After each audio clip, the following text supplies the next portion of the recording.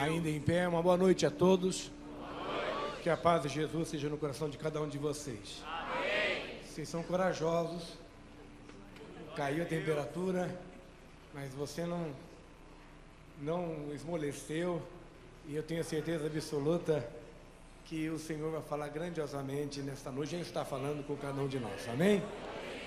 É importante salientar que o material do pastor Hernandes Dias Lopes vai estar na livraria da igreja. Se você quiser adquirir assim que terminar o evento, vá até lá. Tem material novo do pastor Hernandes Dias Lopes, tem material do pastor Maurício Fragali, tem material do pastor Bené Gomes, tá? Lá na livraria da igreja. Então, antes de ir embora, se quiser levar uma boa leitura, um material, creio, CDs, DVDs, dá um pulinho na livraria, está com um preço bem acessível, para que você possa levar para você ou presentear alguém que você tanto aí queira homenagear. Irmãos, vamos receber o preletor desta noite, o pastor Hernandes Dias Lopes, primeiro preletor, aplaudindo e glorificando o nome de Jesus.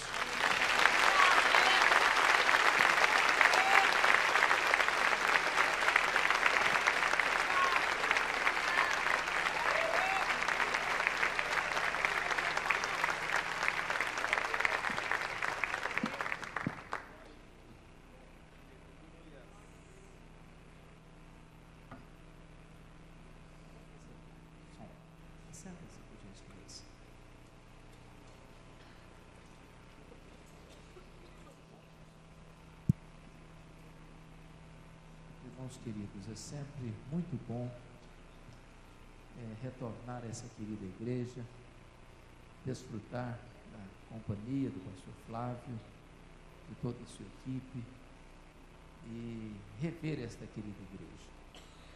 Hoje eu quero partilhar com vocês o texto que está em João, capítulo 1, versos de 1 a 14.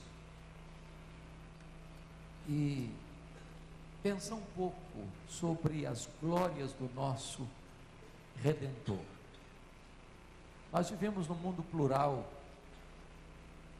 nós vivemos num mundo onde está cada vez mais raro se tratar da centralidade da pessoa de Jesus. As escolas públicas, as faculdades, em muitos lugares onde outrora se podia fazer uma oração, não se pode mais, porque hoje tem Jesus, tem Buda, tem Maomé, tem Allan Kardec, tem isso, tem aquilo, e as pessoas vão perdendo o senso da centralidade da pessoa de Jesus pelo mundo afora.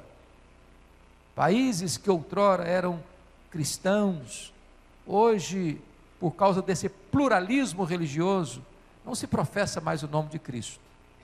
E nós, povo de Deus, pela graça de Deus ainda vivemos num país livre, mesmo com as lutas que atravessamos, precisamos reafirmar isso, reforçar isso, consolidar isso, e entender a centralidade da pessoa de Cristo, e compreendermos as glórias do nosso Salvador.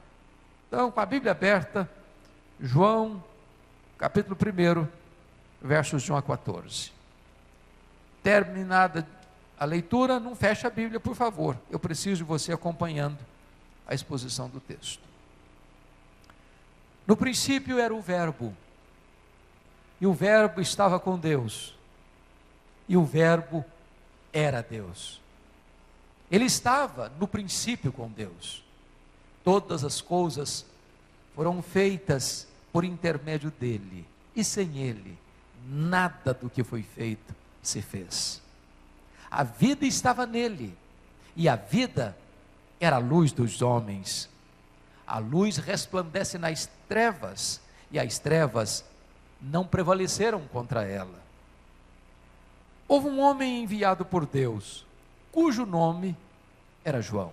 Este veio como testemunha, para que testificasse a respeito da luz, a fim de todos virem a crer por intermédio dele. Ele não era luz, mas veio para que testificasse da luz, a saber, a verdadeira luz que vinda ao mundo ilumina a todo homem. O Verbo estava no mundo, o mundo foi feito por intermédio dele, mas o mundo não o conheceu. Veio para que era seu, e os seus não o receberam. Mas a todos quantos o receberam, deu-lhes o poder de serem feitos filhos de Deus, a saber, aos que creem no seu nome, os quais não nasceram do sangue, nem da vontade da carne, nem da vontade do homem, mas de Deus. E o Verbo se fez carne, e habitou entre nós, cheio de graça e de verdade, e vimos a sua glória, glória como do unigênito do Pai. Amém? Meus amados, esse texto é quase que estonteante para nós, porque nós temos na Bíblia 4 evangelistas, mas temos apenas um evangelho. Mateus quis provar que Jesus é o rei dos judeus. Marcos quis afirmar para nós que Jesus é o servo de Deus. Lucas veio provar para nós que Jesus é o homem perfeito. Mas João, o último evangelho a ser escrito, ele escreveu para provar para nós que Jesus Cristo é o próprio Deus. E ele começa este evangelho abrindo as cortinas da eternidade, revelando para nós algo sublime. No princípio era o Verbo, contrastando o seu evangelho com o livro de Gênesis. No princípio criou Deus os céus e a terra. Quando ele diz no princípio era o Verbo, todos nós sabemos que o verbo aqui está no pretérito imperfeito, não no pretérito perfeito, porque se estivesse no pretérito perfeito, estaria assim: no princípio foi o Verbo.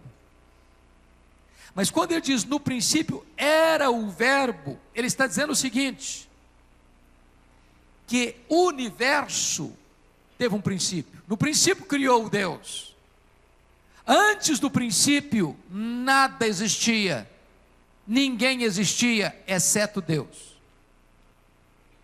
Mas se no princípio, quando tudo foi criado, o Verbo existia, significa que ele é eterno. E como eternidade é um atributo exclusivo de Deus, nós estamos diante de um fato glorioso. É que no começo, quando tudo foi criado, o Verbo, Jesus, já existia e existia eternamente. Notem isso vocês.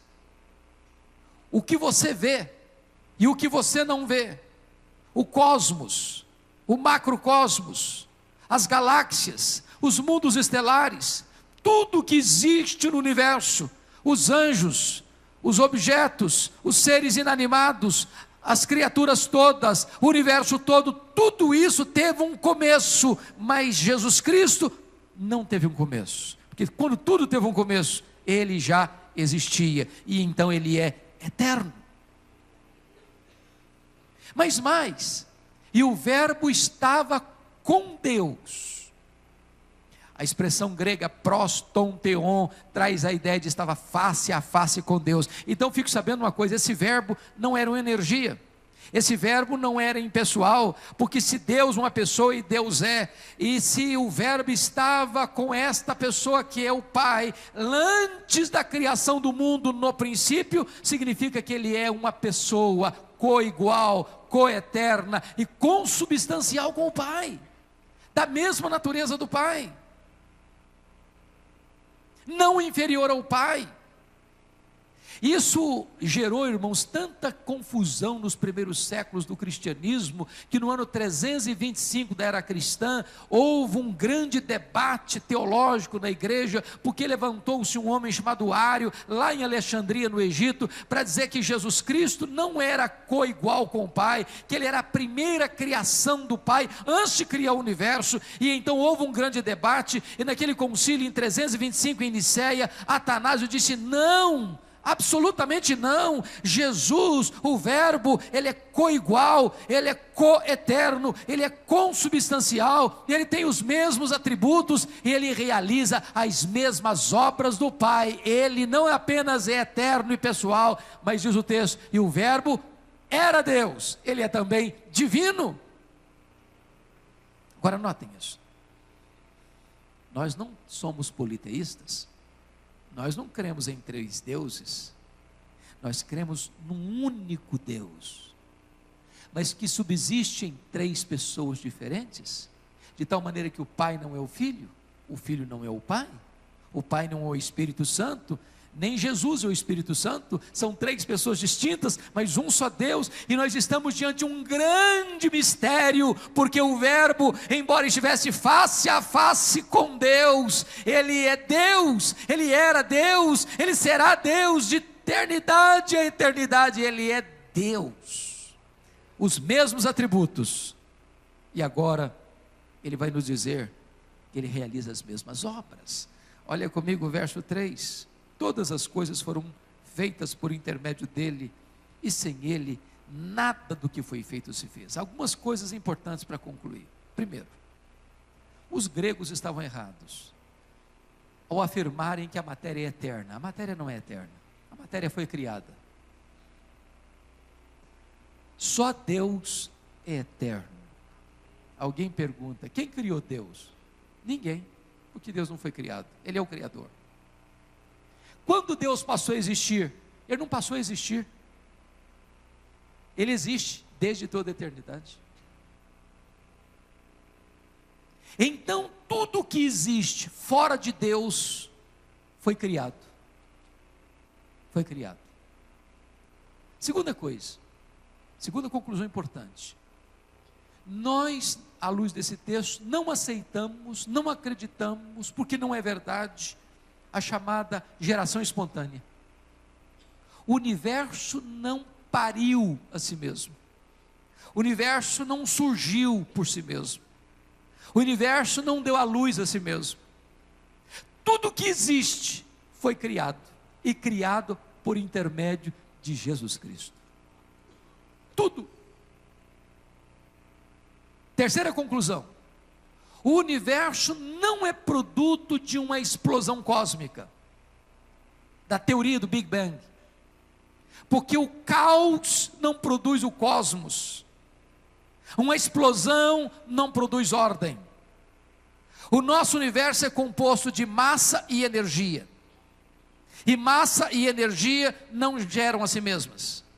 O nosso universo é governado por leis. Leis não criam a si mesmas. Logo, alguém fora do universo criou o universo e estabeleceu leis. Mas o universo não é resultado de uma evolução de milhões e milhões e milhões de anos. O universo foi criado, e criado no princípio, e criado por intermédio de Jesus Cristo.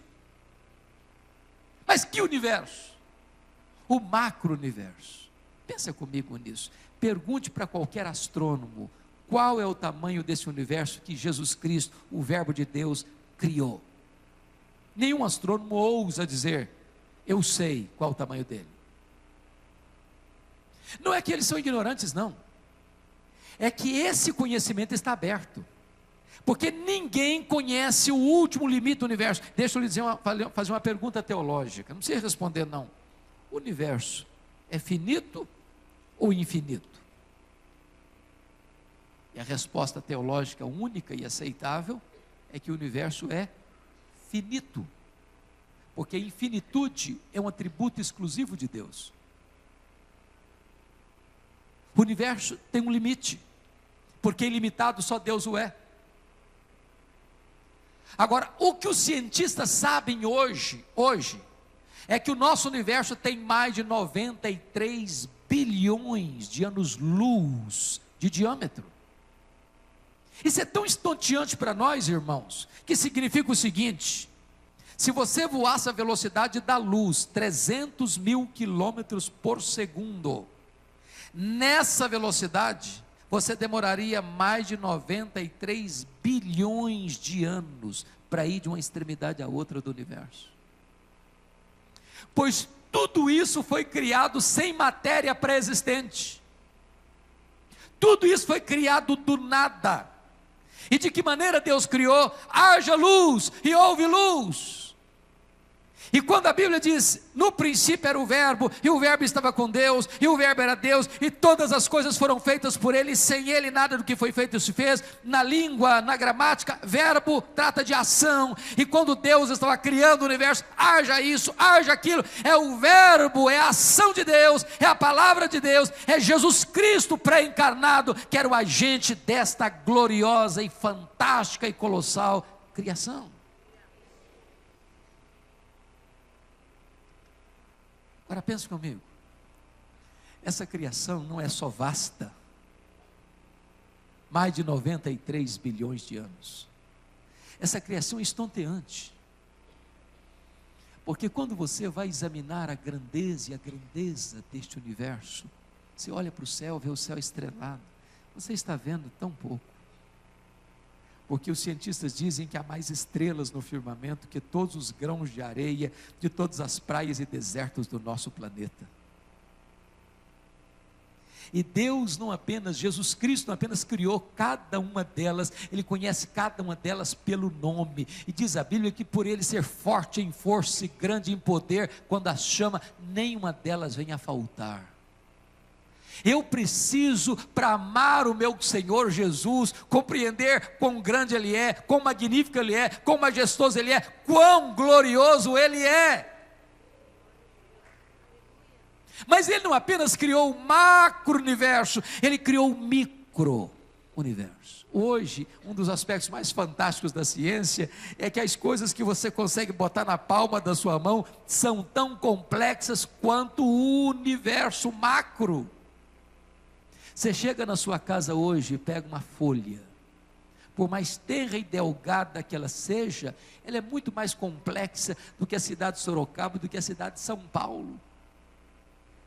Você chega na sua casa hoje, pega um ovo na geladeira e quebra esse ovo numa frigideira, aquela gema de ovo é muito mais complexa do que qualquer máquina que o homem jamais inventou. Você olha para o seu corpo, e o seu corpo é uma máquina tão fantástica, tão extraordinária, que o Dr. John Wilson disse que você tem dentro de cada olho seu, cerca de 2 milhões de fios duplos encapados, e se não for assim, haveria um curto-circuito e você ficaria cego. O seu corpo é tão magnífico que o Dr. Marshall Nirenberg, prêmio Nobel de Biologia, descobriu que você tem no seu corpo cerca de 60 trilhões de células vivas.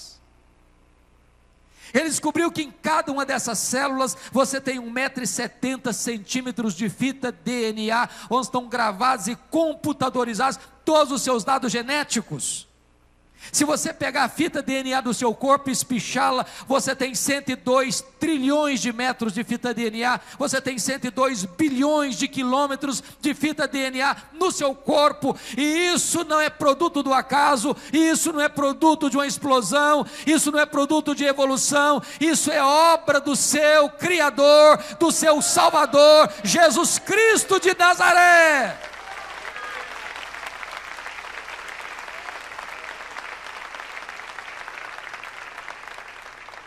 O apóstolo João, lá no primeiro século, já nos informa de duas maneiras: todas as coisas foram feitas por intermédio dele, e de uma forma usando o hebraísmo, reforçando a mesma ideia, e diz: e sem ele, nada do que foi feito se fez. Louvado seja o Senhor. Agora ele vai fazer no verso 4 outra declaração estonteante: e a vida estava nele, e a vida era a luz dos homens. Sabe o que significa isso? Tudo que existe, irmãos, tudo que existe, deriva a sua vida de Deus. Tudo.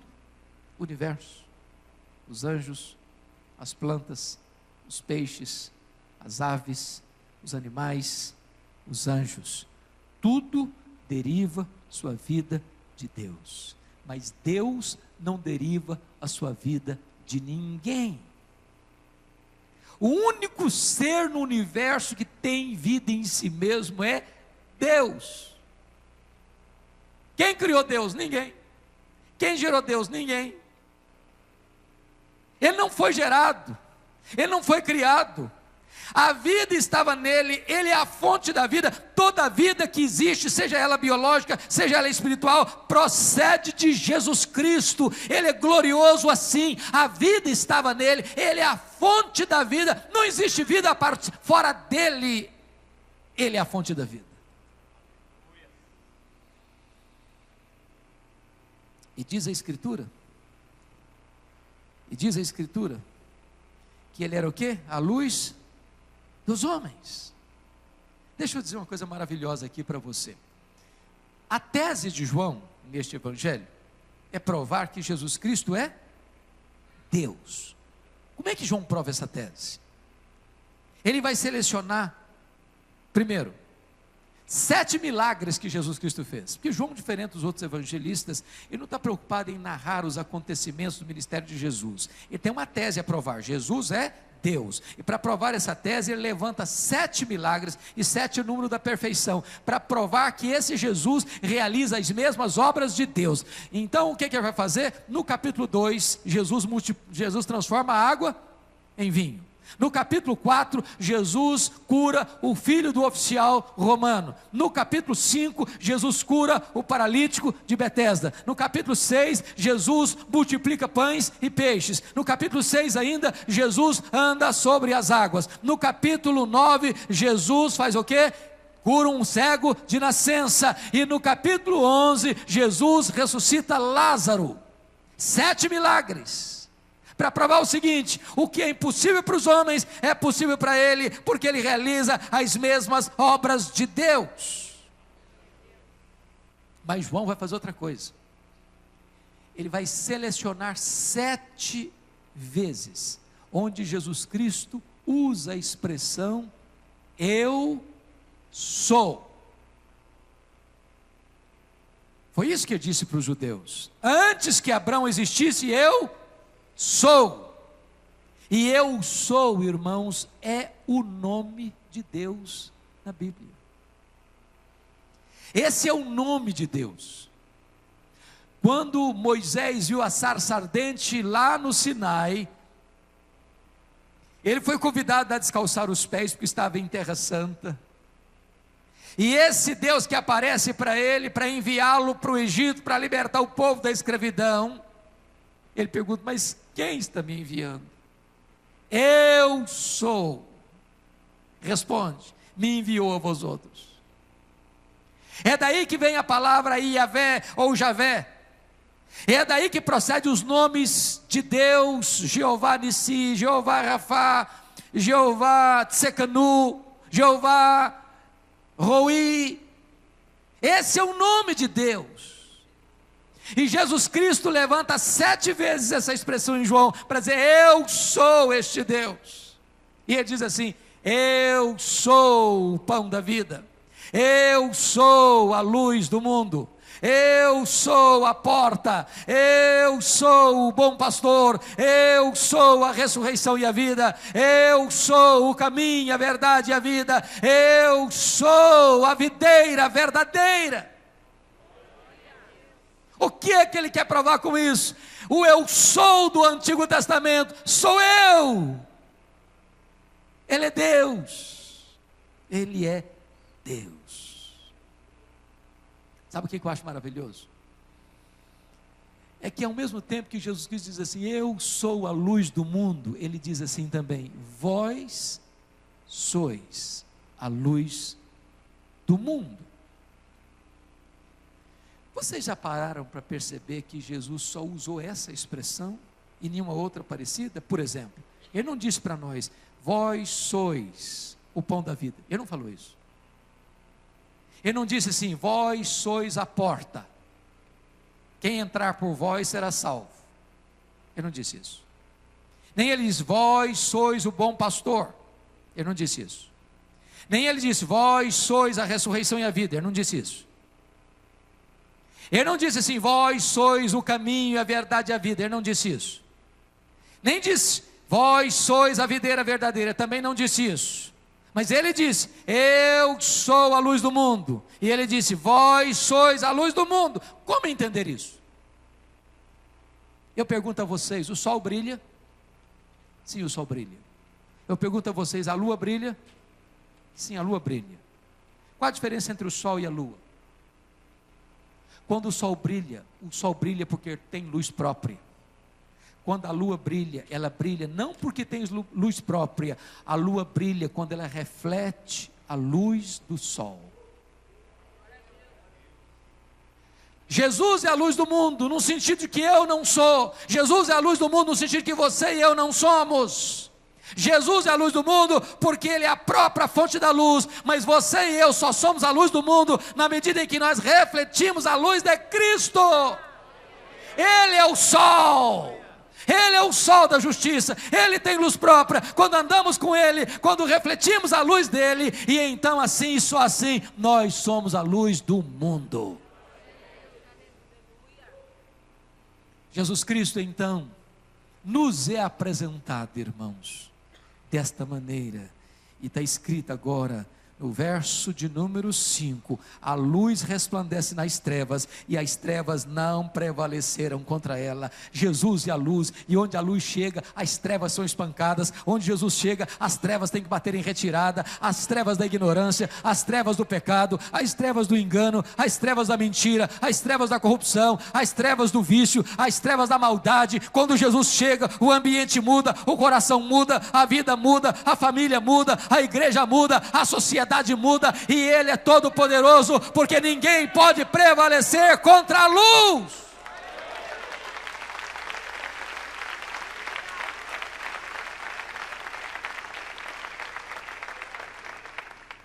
Versículo 6 nos introduz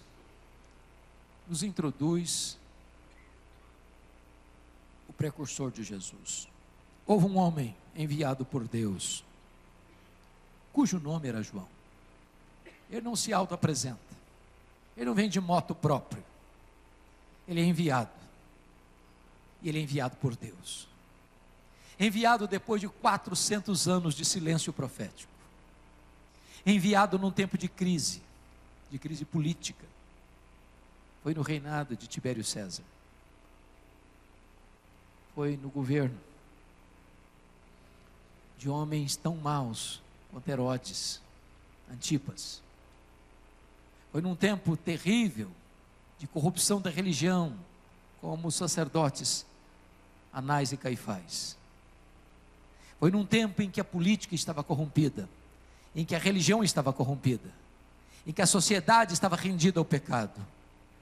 Nesse tempo em que a voz de Deus surge na história, não vem no palácio de Tibério César, não vem no sinédrio judaico, não vem no templo de Jerusalém. A palavra de Deus veio a João, e veio no deserto. Não é o lugar que faz a pessoa, é a pessoa que faz o lugar.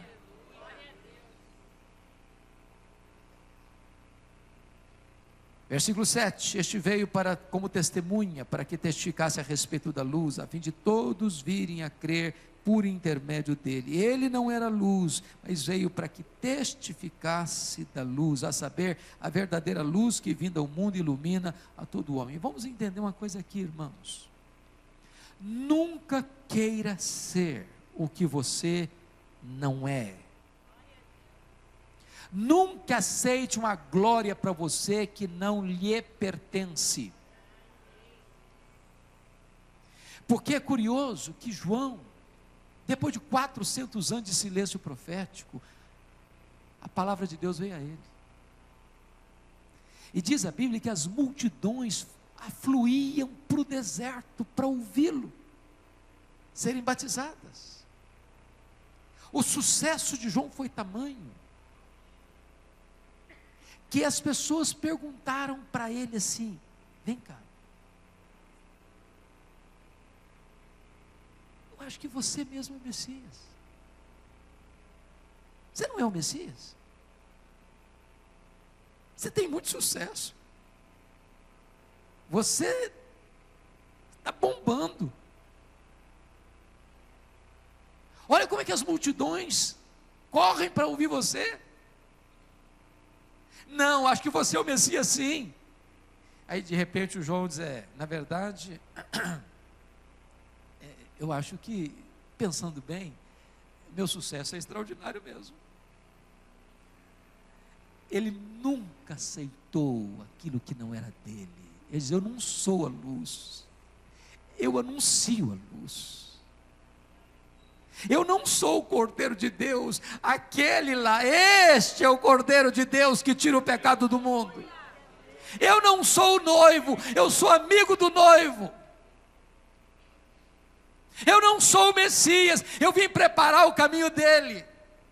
E na verdade, eu não sou nem digno de me curvar, desatar as correias das suas sandálias. Na verdade, o lema da minha vida é este: convém que ele cresça e que eu diminua.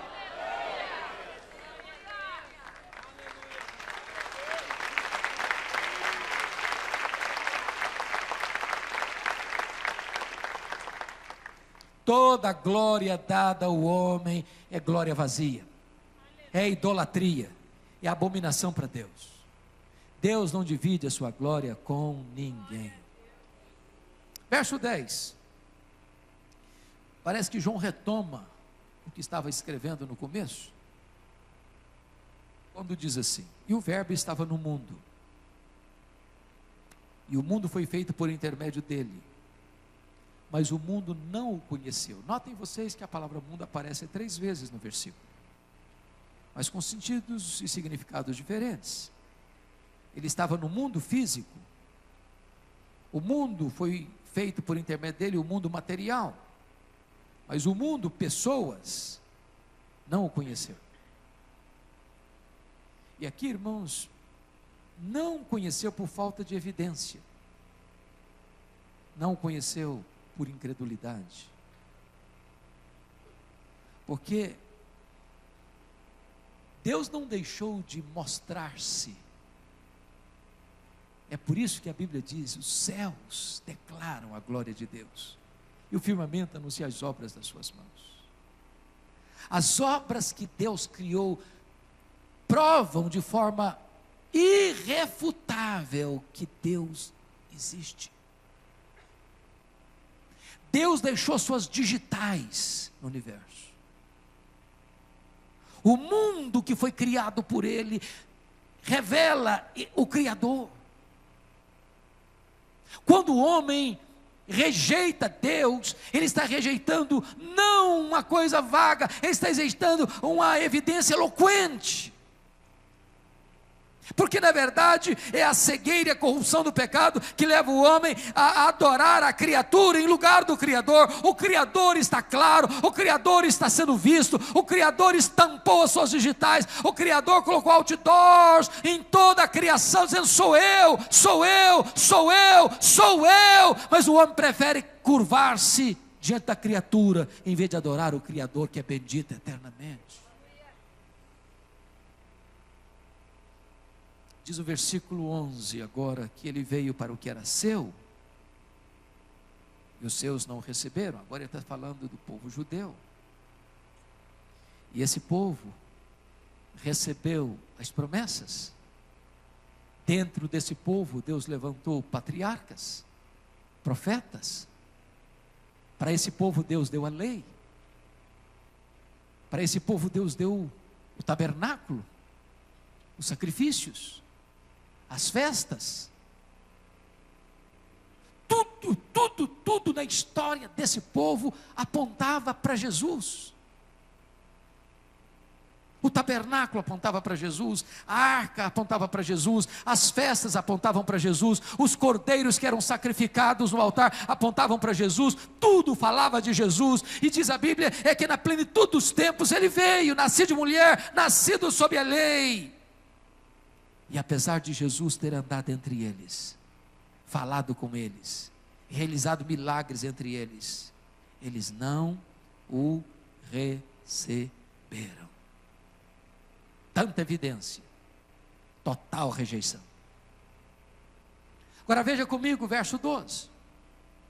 Mas a todos quantos o receberam, deu-lhes o poder de serem feitos filhos de Deus, a saber, aos que creem no seu nome. Bendito seja Deus, porque tem um adversativo aí, mas E aí diz a Bíblia que o fato dos judeus terem rejeitado Jesus, Deus abre a porta da graça para os gentios, e é por isso que você e eu estamos aqui nesta noite.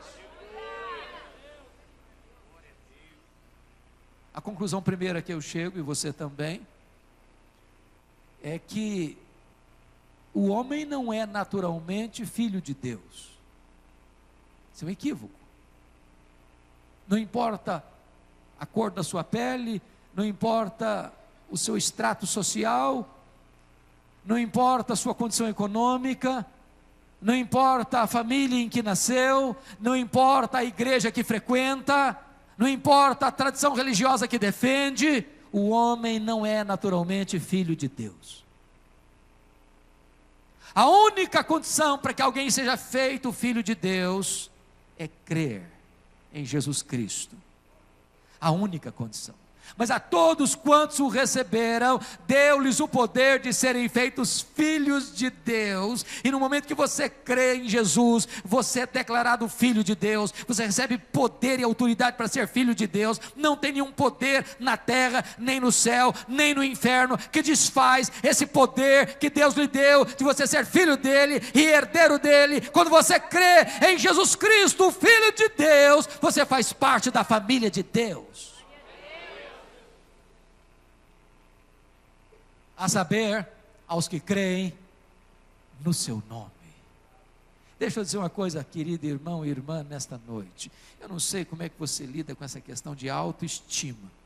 A gente vive numa sociedade que supervaloriza as questões emocionais, que supervaloriza as questões psicológicas, que supervaloriza as psicologias humanas, e nós estamos assistindo dia após dia crentes cada dia mais amassados e amarrotados emocionalmente, gente que se olha no espelho e diz: eu não gosto de mim, eu não gosto do meu nariz, eu não gosto da minha boca, eu não gosto das minhas orelhas, eu não gosto do meu rosto, eu não gosto do meu cabelo, eu não gosto do meu performance, eu não gosto disso, eu não gosto daquilo. E crente para baixo, e crente deprimido, e crente com autoestima amarrotada, e crente com complexo de inferioridade. Meu irmão, em nome de Jesus, você precisa restaurar isso, porque você é filho de Deus.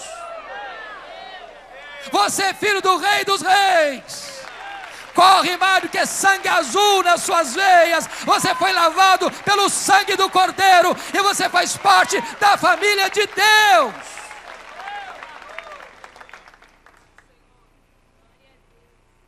Mais importante que você ter dinheiro, mais importante que você ter diplomas, mais importante que você ter sucesso, mais importante que você ser famoso, você faz parte da família de Deus.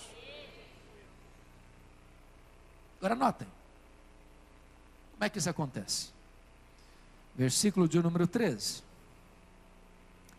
Os quais não nasceram do sangue, nem da vontade da carne, nem da vontade do homem, mas de Deus. Em outras palavras, ser filho de Deus não é hereditário. Você nascer de sangue. Aquele adágio popular: filho de peixe não é peixinho, filho de crente não é crentinho.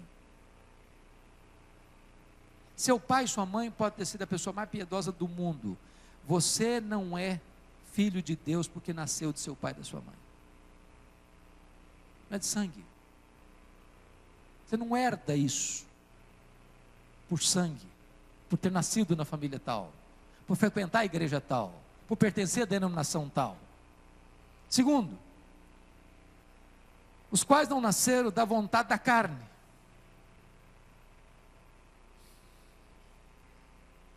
Nenhum de nós aqui pode dizer assim: eu me declaro filho de Deus. A partir de hoje, eu sou filho de Deus. Impossível.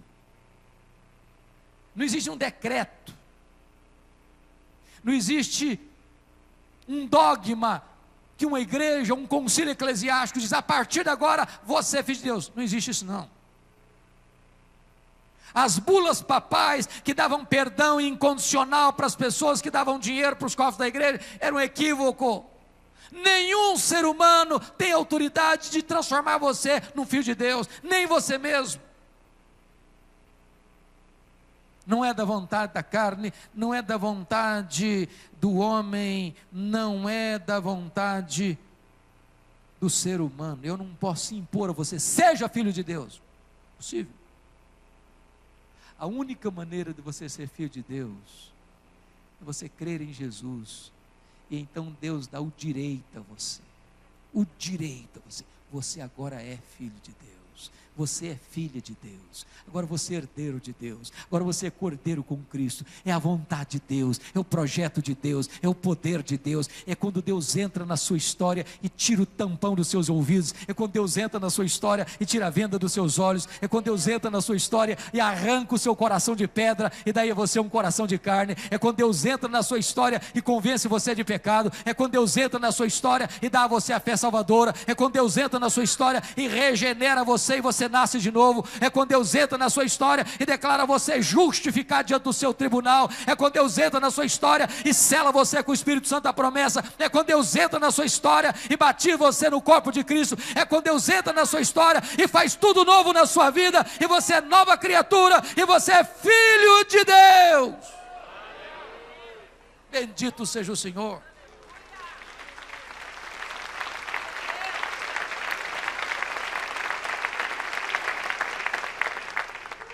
Oh, amados irmãos, e João encerra esse assunto no verso 14, de uma maneira quase que estonteante, quando ele diz assim: e o verbo se fez carne e habitou entre nós, cheio de graça e de verdade, e vimos a sua glória, glória como do unigênito do Pai. Preste atenção nisso, preste atenção nisso. O verbo, que verbo? O verbo eterno, o verbo pessoal, o verbo divino, o verbo criador, o verbo que é a luz. Preste atenção nisso. Quais são os atributos desse verbo? Só ele tem, porque é Deus. Ele é autoexistente, ele é infinito, ele é imenso, ele é eterno, ele é imutável, ele é onipotente, ele é onipresente, ele é onisciente, ele é transcendente, ele é soberano, ele é maior do que todo o universo. A Bíblia chega a dizer que nem os céus dos céus pode contê-lo. Pense comigo, se o universo tem mais de 93 bilhões de quilômetros de anos-luz de diâmetro, não tem 1 centímetro desse universo onde Jesus Cristo não possa dizer: isso aqui é meu, fui eu quem criou, e eu estou aqui, isso me pertence. Agora, eis que nem os céus dos céus pode contê-lo. Diz a Escritura que ele se esvaziou a si mesmo. E ele se esvaziou, e se esvaziou, e se esvaziou, a ponto de se transformar num zigoto, num embrião, num feto, num bebê, que nasceu numa manjedoura, foi enfaixado em panos, e cresceu em sabedoria, estatura e graça, diante de Deus e dos homens, que andou entre nós. O mistério sublime, o mistério da encarnação. Aquele bebê deitado na manjedoura foi o Criador do universo. Aquele que mediu as águas na concha da sua mão. Aquele que pesou o pó das montanhas em balança de precisão. Aquele que espalhou as estrelas do firmamento. Aquele que mediu os céus a palmos. Aquele que olhou para as nações e disse: não passa de um pingo que cai de um balde, um pó, uma balança de precisão. Ele se encarnou, o verbo se encarnou, e diz o texto, que ele habitou entre nós, ele armou sua tenda entre nós, ele vestiu as sandálias da humildade, ele vestiu pele humana, ele foi verdadeiramente homem, sem deixar de ser verdadeiramente Deus, Deus de Deus, luz de luz, mas homem, perfeitamente homem, igual a nós, exceto no pecado. E diz a Escritura que ele veio cheio de graça Aleluia. Porque se ele viesse cheio de justiça, eu estaria esmagado. Se ele viesse cheio de juízo, eu estaria arruinado. Ele veio cheio de graça. E sabe o que é graça? É um dom imerecido. Eu estava perdido e ele me buscou. Eu estava arruinado e ele me restaurou. Eu estava morto e ele me trouxe vida. Eu estava condenado e ele me libertou. E ele me perdoou. E ele é assim ainda hoje. Aquele que está desesperado, ele vem e restaura. Aquele que está prisioneiro do vício, ele vem e liberta. Aquele que está afundado no pecado, ele vem e transforma. Aquele que está condenado, ele vem e faz nova criatura. Ele faz tudo novo, porque ele está cheio de graça, cheio da bondade de Deus. Não há perdido que não possa ser restaurado, não há quebrado que não possa ser reconciliado. Ele veio cheio de graça, louvado seja o seu nome.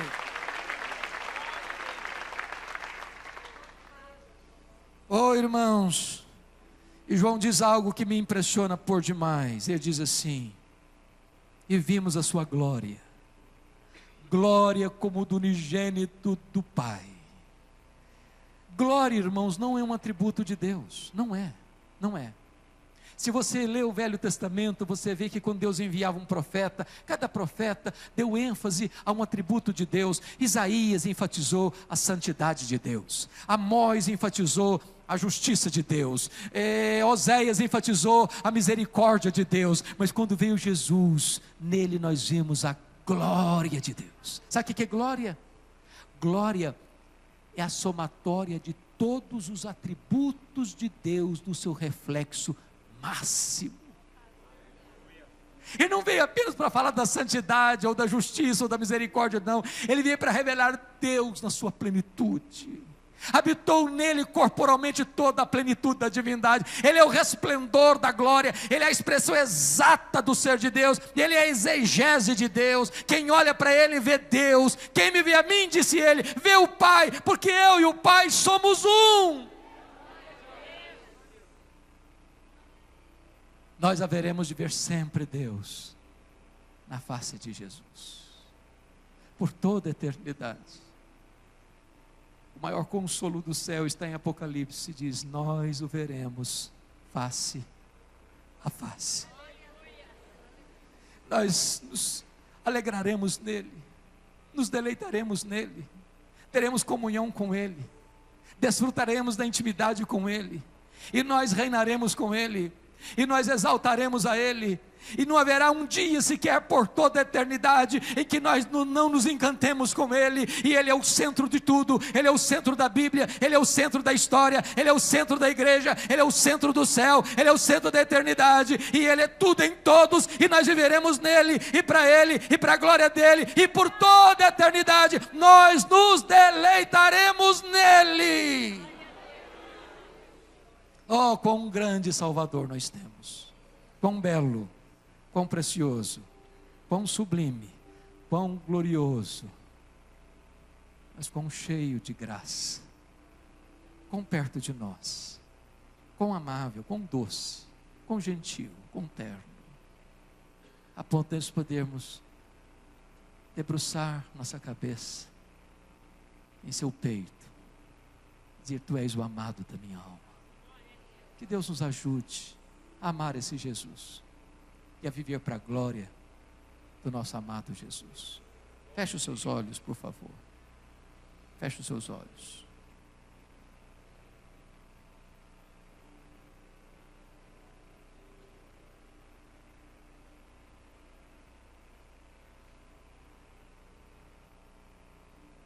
Oh, irmãos queridos, quantas vezes nós tentamos lutar contra o pecado, fracassamos às vezes, porque queremos lutar com base errada. O apóstolo Paulo, quando escreveu a sua carta aos Filipenses, ele disse que o que mais motivou ele a viver uma vida de santidade foi o conhecimento de Cristo. Ele diz que quando ele conheceu a Cristo, o que era lucro para ele passou a ser perda. E ele diz: por causa da sublimidade do conhecimento de Cristo. Quando eu conheço a Cristo, o tesouro, a pérola de grande valor, as outras coisas perdem o encanto. O que eu preciso é conhecer Cristo. Conhecer e prosseguir em conhecer Cristo. Quanto mais eu conheço, mais Ele se deixa conhecer. Quanto mais o conheço, mais o admiro, mais o amo, mais quero andar com Ele e glorificá-lo. E eu quero encorajar você hoje, em nome de Jesus. Dizer: Senhor, eu quero te conhecer. Sabe por quê? Porque conhecer a Ele é a própria essência da vida eterna. E a vida eterna é esta: conhecer a Deus e a Jesus Cristo, a quem enviaste. Ah, Senhor, bendito é o teu nome. Bendito é o teu nome. Pela tua palavra. Quão boa ela é, quão preciosa ela é, quão rica ela é. Ela é mais doce do que o mel. Ela é mais preciosa do que ouro, muito ouro depurado. Abra os olhos do nosso entendimento, Senhor. Toca o nosso coração com esta palavra. E que os teus filhos e filhas saiam deste lugar nesta noite com a visão linda, gloriosa da majestade do nosso grande Deus e Salvador Jesus Cristo. Que seja assim, Senhor, para a glória do teu nome, em nome de Jesus.